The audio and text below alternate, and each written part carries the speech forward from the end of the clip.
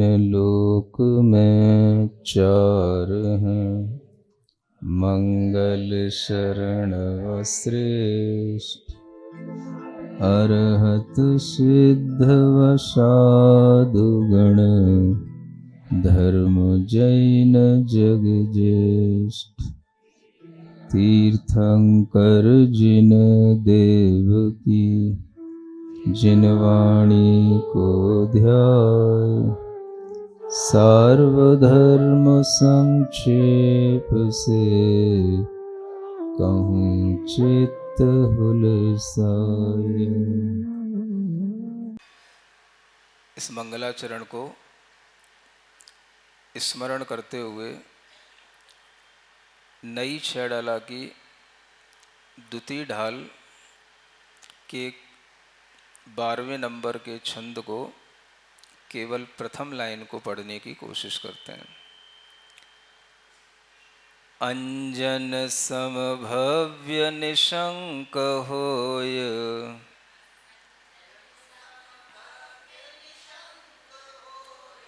बिन ज्ञान धरे भी अमर होय।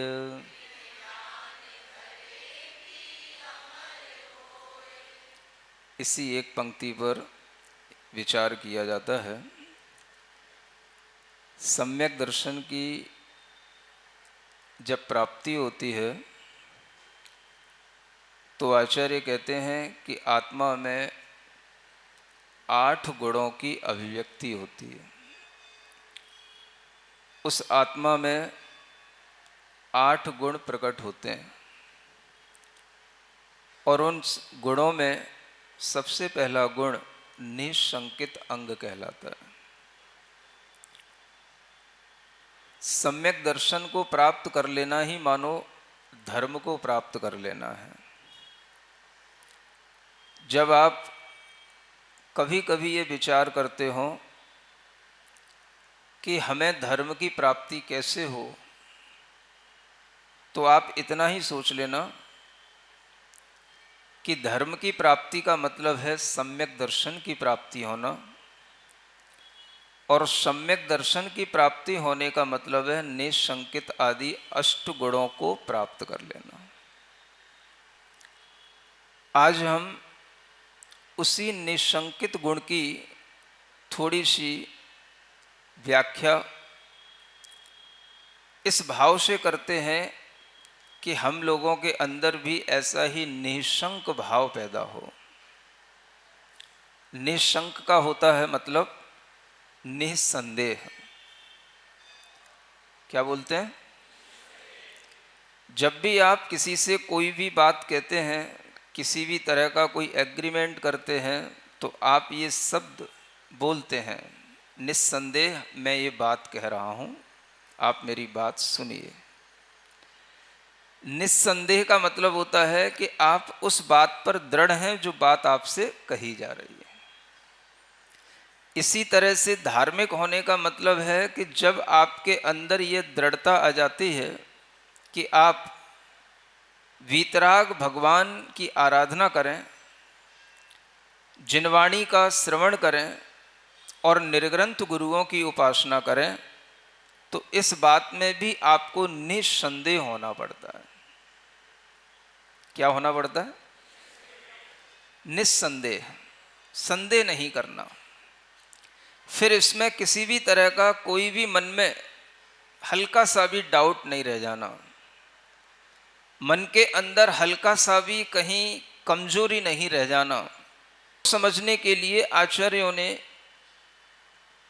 आचार्य समंतभद्र जैसे महान आचार्यों ने एक व्यक्ति का नाम लिया जिसका नाम है अंजन चोर। क्या नाम है? उसी को यहां पर रखा गया।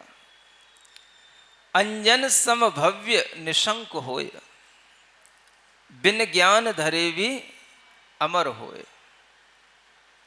भव्य जीव है तो वह अंजन के समान निशंक होना चाहिए, और आपको यह ज्ञात भी होना चाहिए कि अंजन चोर यह उसकी उपाधि का नाम है, यह उसका वास्तविक नाम नहीं है। वह चोर होते हुए भी जन्म से चोर नहीं था, अपने पुरखों के आए व्यवसाय से चोर नहीं था, वह एक राजकुमार था और उसका नाम ललित कुमार था। क्या नाम था? हाँ, ललित माने सुंदर, जो सबका लाडला होता है उसको ललित कहते हैं। वह ललित कुमार नाम का राजकुमार है और जब वह राजकुमार बड़ा हो जाता है तो बड़े होने के बाद में वह शौक शौक में यह कार्य करने लग जाता है जो कुछ लोगों के अंदर ऐसा भी शौक होता है कि हम कुछ साहसिक कार्य करें। तो ऐसा उसके अंदर एक भाव आ जाता है कि हम भी एक कोई साहसिक कार्य करें और लोग उसको न समझ पाए, हमें न पकड़ पाए, ऐसा कोई कार्य करें। एक दिन उसे एक सिद्धि की प्राप्ति हो जाती है और वह सिद्धि उसके प्रयासों से, प्रयोगों के माध्यम से हो जाती है और वह सिद्धि इस बात की हो जाती है कि एक गुटका सिद्धि की एक प्रक्रिया होती है, इसे बोलते हैं अंजन गुटका सिद्धि। अंजन को भी सिद्ध किया जाता है। अंजन सिद्धि का मतलब है एक ऐसा काजल बनाना जिस काजल को लगाने के बाद में मैं तो सबको देख सकूं लेकिन मुझे कोई ना देख सके, उसको बोलते हैं अंजन सिद्धि। उस ललित कुमार ने बड़े होने के बाद में ये अंजन सिद्धि कर ली और इसका प्रयोग कैसे करें, तो उसका प्रयोग करने के लिए वह क्या करने लगा, वह तरह तरह से लोगों के सामने आता लेकिन लोग उसको नहीं देख पाते और वो लोगों को देख लेता। ये उसके पास में एक सिद्धि हो गई। इसी सिद्धि के चलते उसका संपर्क एक ऐसी स्त्री से हो गया जिस स्त्री ने कभी रानी के गले में एक बहुत सुंदर हार देखा था और वह उस हार को चाहती थी और वह स्त्री के निकट में यह ललित कुमार पहुंच गया। ललित कुमार उस स्त्री को चाहता था। समझ आ रहा है आपको? ललित कुमार जिस स्त्री को चाहता है वो स्त्री क्या चाह रही है, वो रानी के गले का सुंदर हार चाह रही है। तो ललित कुमार जब रानी के पास पहुंचता है, उस स्त्री के पास पहुंचता है, तो वो स्त्री कहती है पहले मुझे वो हार ला करके दो, तब आगे कोई प्रेम प्यार की बात करना। सुन रही हो? नहीं सुन रही? ऐसा कभी बोलने में आया तुमको कि नहीं आया? आप लोग तो सब अच्छी स्त्रियां हैं। तो वो स्त्री जब ललित कुमार से बोलती है कि मुझे ऐसा हार ला करके दो जो रानी के गले में पड़ा हुआ है, ऐसा कीमती हार जब मुझे मिल जाएगा तब मैं तुमसे विवाह करने की बात करूंगी। अब ललित कुमार तो एडवेंचरस था ही, तो उसने अपने मन में सोचा कोई बात नहीं, अगर तुझे इसी हार की इच्छा है तो मैं ये हार ला करके देता हूं। और वह हार लेने के लिए राजा के यहां पहुंचा और राजा के यहां पर जहां रानी का निवास था वहां भी पहुंच गया और किसी भी तरह से उसने रात्रि के समय पर वह हार निकाल लिया और हार लेकर के वह आगे चलने लग गया, क्योंकि उसने उस अंजन का प्रयोग किया जिस अंजन को लगाने के बाद में क्या होता है, उससे कोई नहीं देख पाता, वो सबको। और इस मिस्टर इंडिया तो उसने उसी अंजन सिद्धि से उस रानी के गले का हार निकाल लिया। जब वह हार उसने पा लिया, हार लेकर के चलने लगा, तो चलते हुए हार की चमक इतनी थी, वह मणियों का जड़ा हुआ हार था, उसकी चमक इतनी थी कि वो हार तो चमकेगा।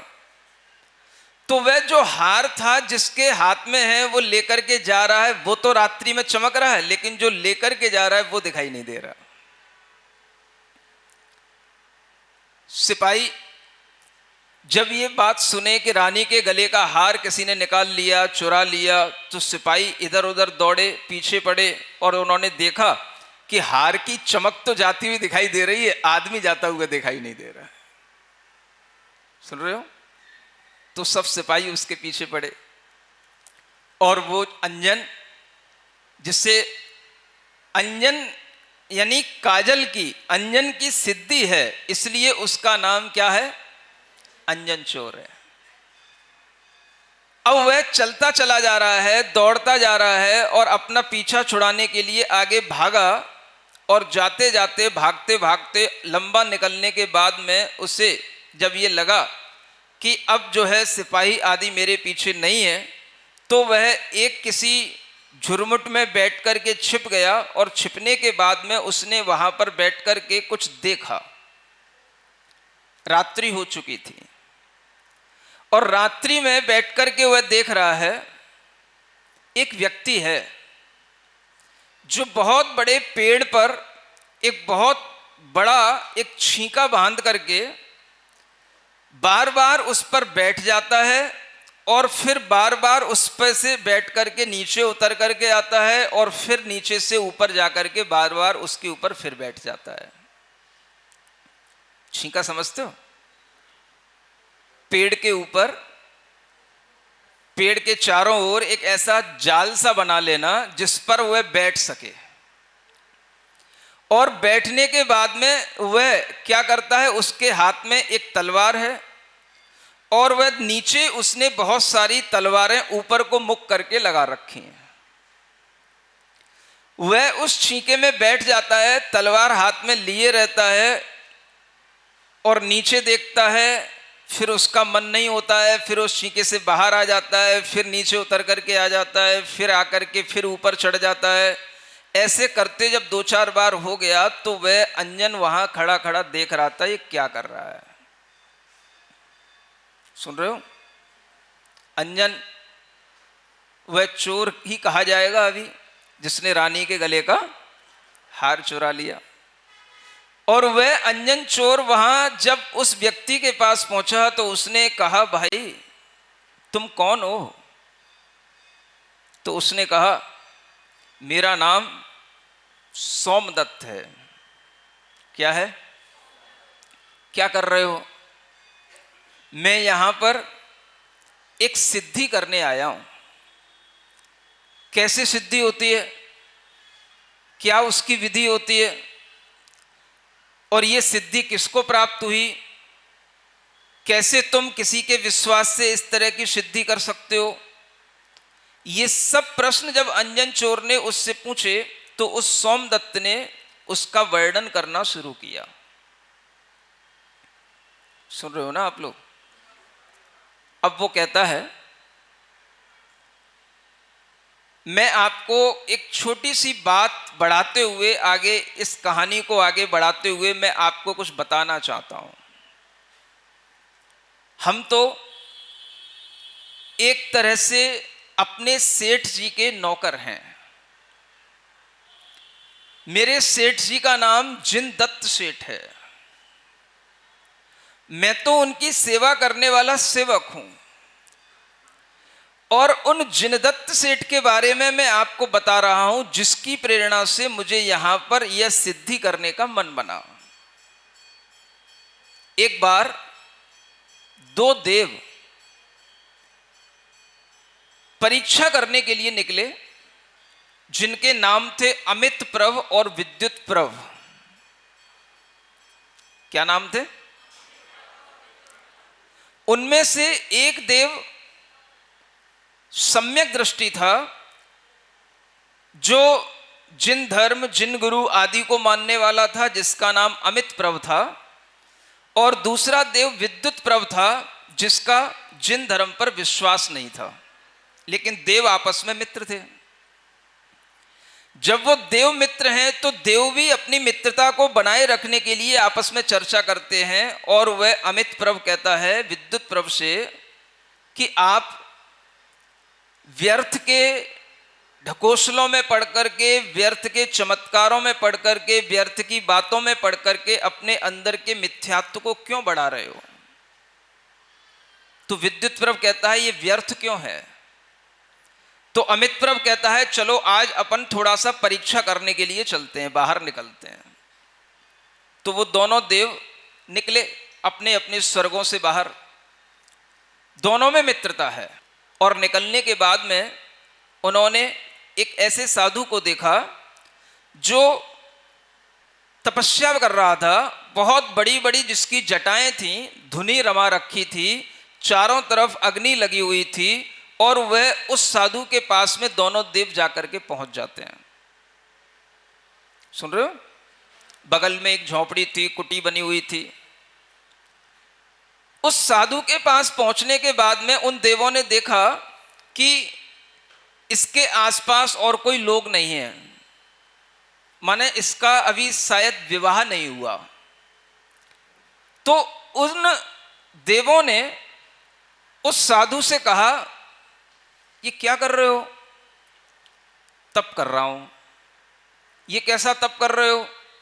अग्नि जला रहे हो। ये तुमने क्या अपना भेष बना रखा है? ये कैसे जटाजूट धारण कर रखे हैं? कब से तुमने नहाया नहीं है? कब से तुम्हारे बालों में कितने कीड़े पड़े हुए हैं? कितना तुम ये अग्नि और पानी को व्यर्थ कर रहे हो? इतनी सब बात कहने के बाद में उस साधु के मन में विचार आया, तो उसने पूछा आप हमारी तपस्या को गलत क्यों कह रहे हो? तो वो देव कहते हैं तुम्हारी तपस्या इसलिए गलत है क्योंकि तुम गलत तरीके से काम कर रहे हो। तुम्हें पता ही नहीं है कि तुम क्या कर रहे हो, तुम्हें क्या करना चाहिए था। तुम्हें पता नहीं है कि धर्म में लिखा हुआ है अपुत्रस्य गतिर्नास्ति। क्या कहा गया? अपुत्रस्य गतिर्नास्ति, मतलब जिसके पुत्र नहीं होता है उसके आगे अच्छी सदगति नहीं होती है। क्या सुन रहे हो? क्या कहा उसने? जिसके पुत्र नहीं होता है उसे आगे अच्छी उसकी सदगति नहीं होती है। इसलिए एक अच्छे व्यक्ति को सबसे पहले पुत्र उत्पत्ति करना चाहिए, और पुत्र उत्पत्ति तब होगी जब तुम विवाह करोगे। तुमने विवाह किया नहीं, तुम यहां चले आए, साधु बन के बैठ गए, तुम तप कर रहे हो। तुम्हारे ही ग्रंथों में लिखा हुआ है अपुत्रस्य गतिर्नास्ति।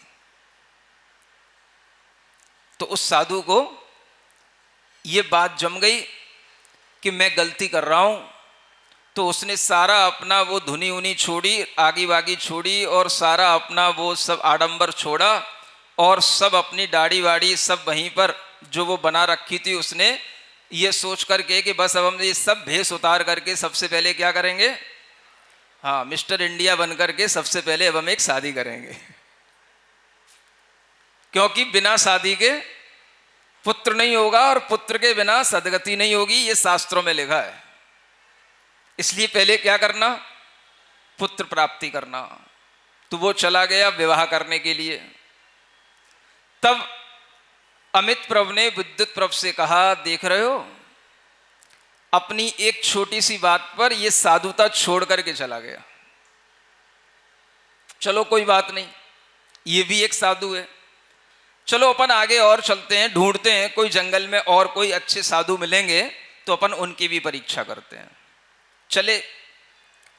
चले जा रहे थे, उन्हें कोई साधु नहीं दिखाई दिया। रास्ते में एक व्यक्ति मिला। वह रात्रि का समय था, अंधकार था, अमावस की रात्रि थी, और वह व्यक्ति वहां पर खड़ा था कायोत्सर्ग बिल्कुल स्थिति में, कायोत्सर्ग के साथ। जाकर के देखा, अमित प्रभ तो समझ गया ये कौन श्रावक है, क्या कर रहा है।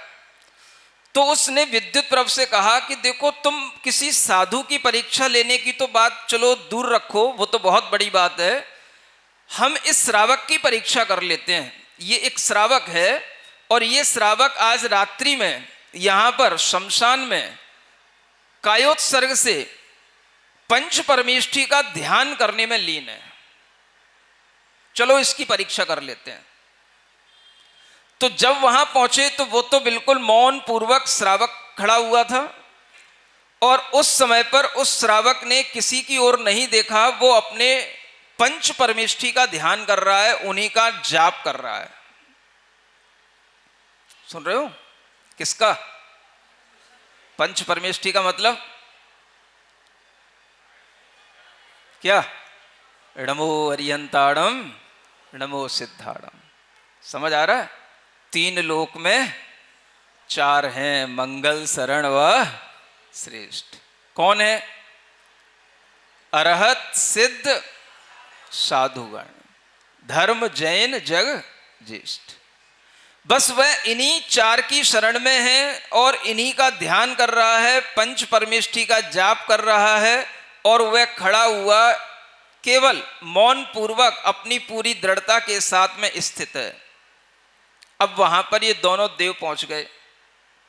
अमित प्रभु ने कहा, तुम इस श्रावक की ही परीक्षा कर लो, और इसी को तपस्या से डिगाने के लिए तुम जो कर सकते हो कर लो।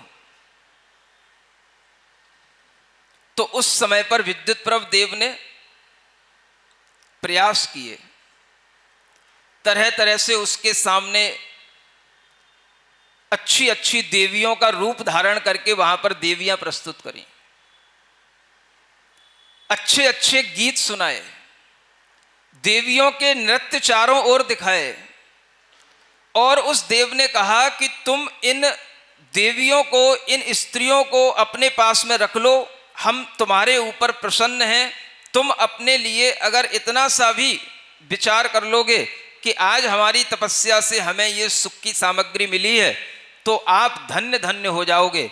ऐसा उसने, देव ने उस व्यक्ति से कहा जो वहां पर खड़ा हुआ है। वो व्यक्ति कौन है? वह व्यक्ति ही जिनदत्त सेठ है। कौन है? समझ में आ रहा है? और वह सेठ वहां खड़ा हुआ है, कायोत्सर्ग में स्थित है, शमशान में स्थित है। देव उसकी परीक्षा कर रहा है। जब उसने उसे सब प्रकार से प्रलोभन दिए, वह नहीं माना, नहीं डिगा, तो फिर उसने उसके ऊपर कुछ उपद्रव भी करना शुरू कर दिए, फिर कुछ भयानक रूप भी दिखाने शुरू कर दिए, उसे डराना शुरू कर दिया, शमशान की आवाजें निकालना शुरू कर दिया, उसके सामने डाकनी, वैताली, ऐसी विद्याओं के माध्यम से उसने भूत प्रेत के डर दिखलाना भी शुरू कर दिया। जब वह इन डरों से भी भयभीत नहीं हुआ और ऐसा करते करते सुबह हो गई, तब उस अमित प्रभ ने कहा, विद्युत प्रभ देख ले क्या करना है तुझे।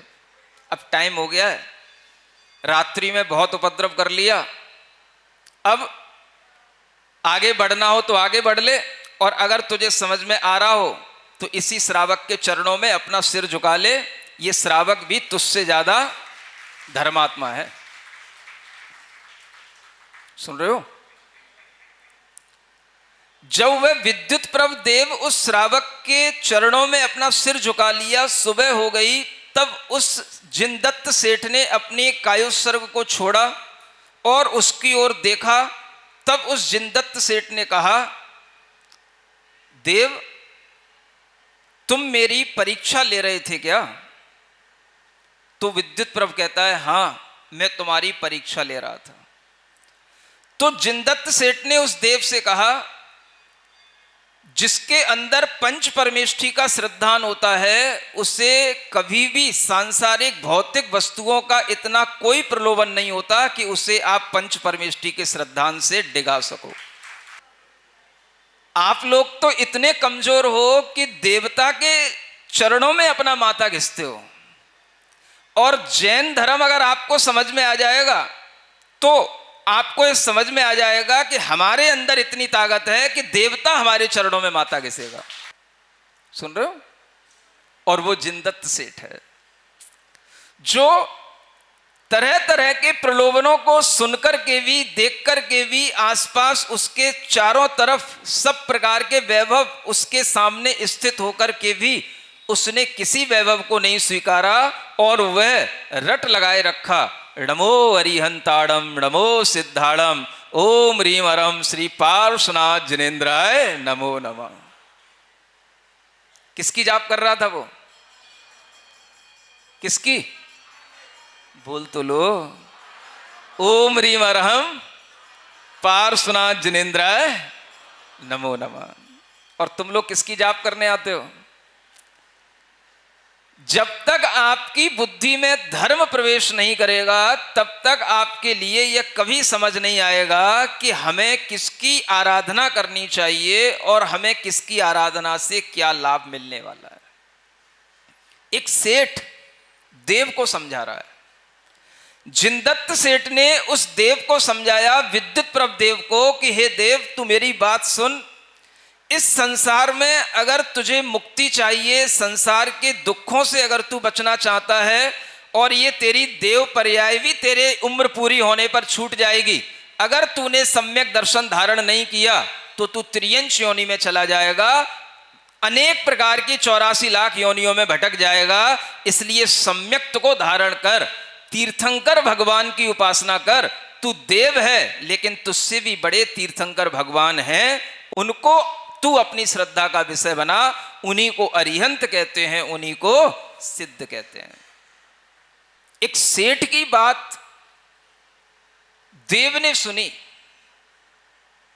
सुन रहे हो?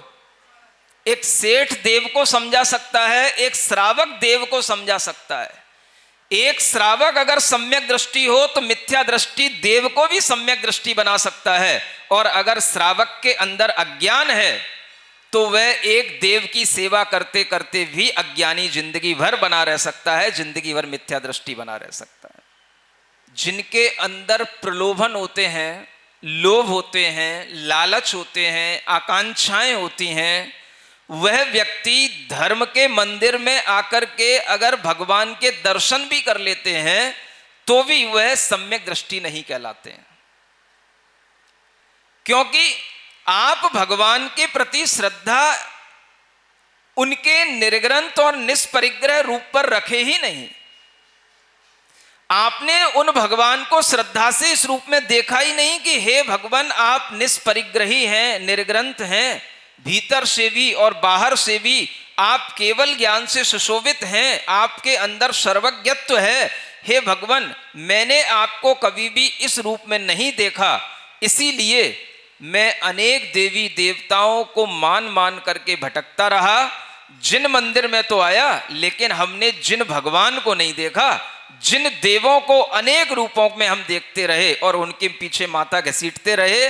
यही वजह है कि हम अनादि काल से दुख में थे, मिथ्या दृष्टि थे और मिथ्या दृष्टि बने रहे। ये किसकी कहानी है? ये आप सबकी कहानी है। जिनदत्त सेठ की कहानी तो अलग है, थोड़ी अपन भी उसकी कहानी से अपने आप को मैच करें। वह जिनदत्त सेठ के सामने अनेक प्रलोभन होकर के भी किसी लोभ में नहीं पड़ा, और हम भगवान के सामने आते हैं तो बिना लोभ के हम मंदिर नहीं आते, और अपने लोभ की पूर्ति करने के लिए हम भगवान को भी नहीं देखते। हमें किसको देखना? हमें भगवान की सेवा करने वाले सेवकों की ओर देखना,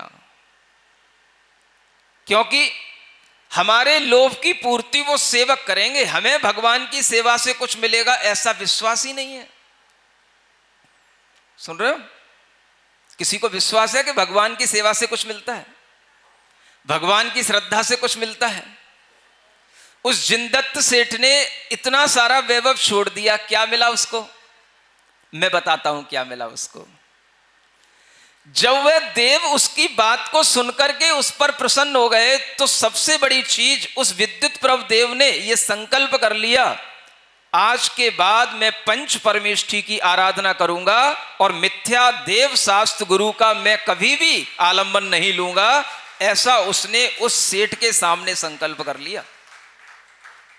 सुन रहे हो? दीपक दिखाने वाले लोगों,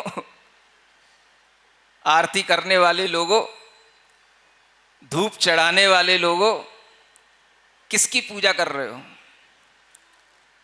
भगवान को जो मानने वाला होता है उसके चरणों में देव और देवियां सब आकर के झुकते हैं, और जो देव और देवियों की आरती उतारता है उसके चरणों में न कभी देव आते हैं, न कोई देव उसकी सहायता करते हैं। वो आज भी दुखी है, कल भी दुखी रहेगा और अगले जन्म में भी दुखी रहेगा, क्योंकि उसने तीर्थंकर भगवान को अपना इष्ट माना ही नहीं। एक श्रावक में इतनी शक्ति होना कि वो देव को समझा सके और देव उसके चरणों में नतमस्तक हो जाए और देव को वो सम्यक दृष्टि बना दे, इसको कहते हैं पुरुष का पुरुषार्थ, इसको कहते हैं आदमी। सुन रहे हो? बाकी सब तो नपुंसक, कायर, अज्ञानी, डरपोक, ऐसे लोग जो कभी भी जैन धर्म में जन्म लेने के बाद भी तीर्थंकरों की महिमा को नहीं जान पाते, उनके लिए ये सभी विशेषण लगते हैं। सेठ हो तो जिनदत्त जैसा हो। जब वह सेठ ने इस बात को उस देव से कहा तो देव उसके ऊपर प्रसन्न हुआ, तो उसने कहा बताओ तुमको क्या चाहिए?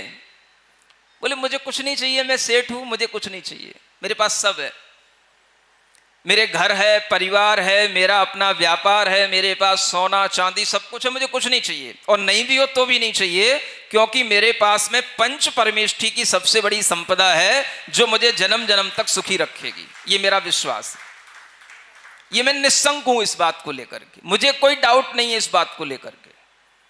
मेरे सारे दुख दूर करेंगे तो कौन करेंगे? पारसनाथ करेंगे, महावीर भगवान करेंगे।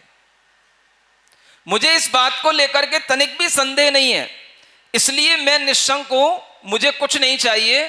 तो वह देव लोग उससे प्रार्थना करते हैं, देखो आपने मेरे ऊपर उपकार किया, आपने मुझे समीचीन मार्ग बताया, आपने मेरे मिथ्यात्व से हटा करके मुझे सम्यक्त में लगाया, आपने मुझे इतना अच्छा उपदेश दे करके मेरी बुद्धि का भ्रम दूर कर दिया, मैं आप पर प्रसन्न हूं। आपने मेरे ऊपर उपकार किया है तो मेरी भी कुछ भेंट आपको स्वीकार करनी पड़ेगी, आपको भी कुछ मुझसे लेना पड़ेगा, तभी मुझे निश्चिंतता आएगी। नहीं तो मेरे लिए लगेगा कि मैंने तो तुमसे कुछ पा लिया, मैंने तुम्हें कुछ नहीं दिया। सज्जन पुरुष ऐसे होते हैं, सुन रहे हो ना? तो वह देव उनसे विनती करते हैं, किससे? जिनदत्त सेठ से, कुछ मेरी भेंट स्वीकार कर लो। सुन रहे हो? आप लोग क्या करते हैं?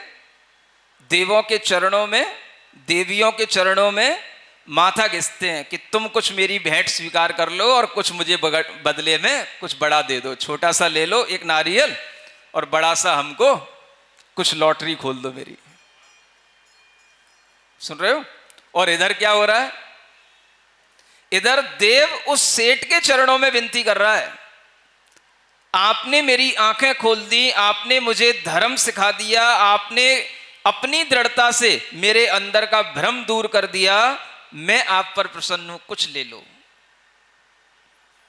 तो जब देवों ने देखा ये कोई धन संपदा लेने वाला नहीं है, क्योंकि ये निश्शंक है, आगे जो निश्शंक होता है वो निष्कांक्ष भी होता है, ये कल बताया जाएगा, निष्कांक्षित अंग भी दूसरा अंग है।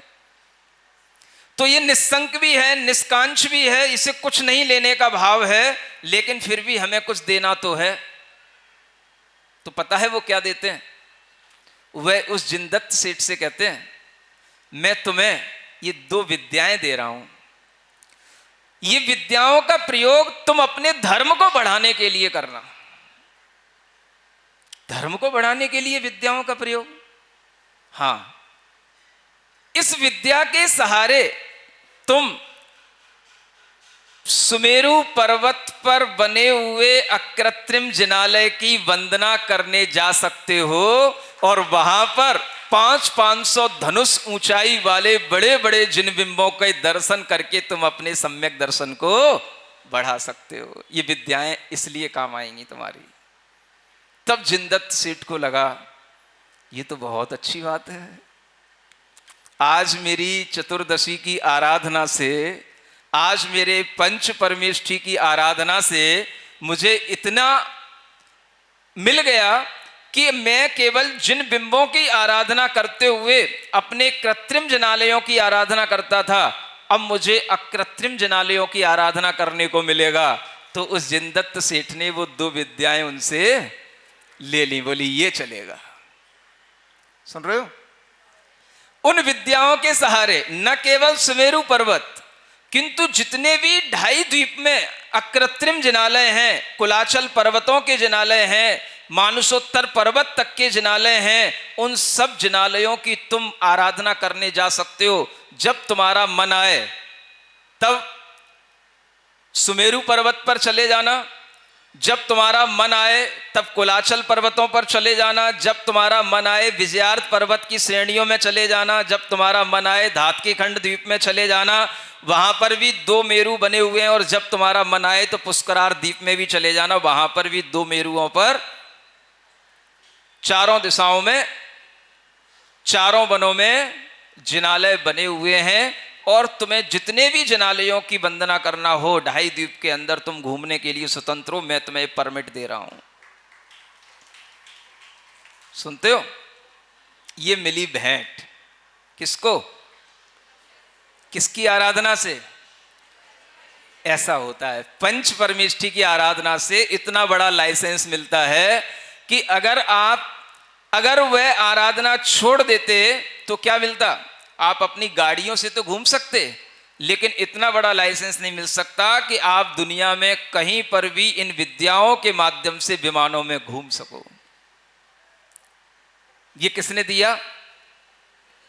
ये भी उस देव ने दे दिया। ये तो भेंट है, ये उसकी अभी पंच परमेष्ठी की आराधना का फल नहीं है। ये क्या है? ये तो उसकी बाहरी एक भेंट है। आप सब लोगों को ये सीखना चाहिए कि तीर्थंकर भगवान की पंच परमेष्ठी की आराधना कितनी स्ट्रांग होती है और वह कितने बड़े बड़े पुण्य फलों को हमें देने वाली होती है।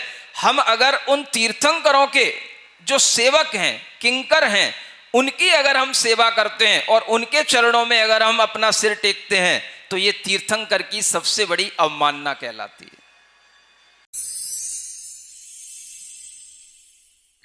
सिरिजिणवाणी जग कल्याणी जग जन मदतम मोहरी जणमण हारी गढ़हर हारी जम जरा भव रोग हरि तिथ्य राणम दिव्य झुणिम जो पड़ई सुणई मय्ये धारई राणम सौख मणंतम धर्य सासद मोक्ष पदम पावई सासद मोक्ष पदम पावई।